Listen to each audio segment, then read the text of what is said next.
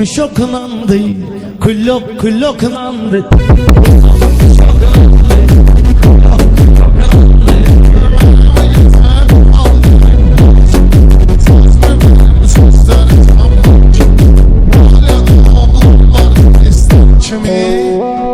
Demek ki suroklandı ya da var anoklandı.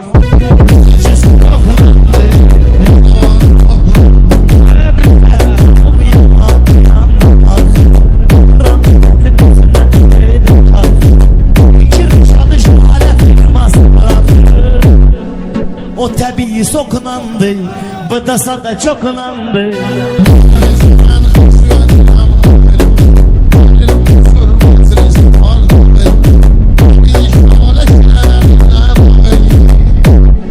Bu özü pes oklandı, bahtısı oklandı.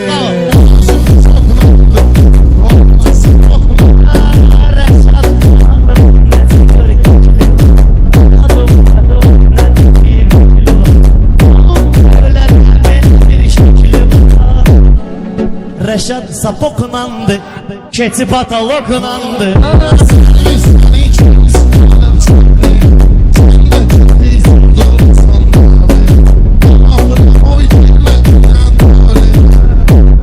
Kapısı var oklandı, zenci kudoklandı.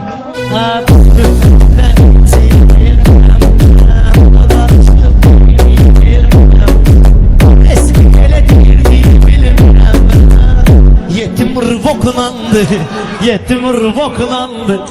Bulunmuş oklandı.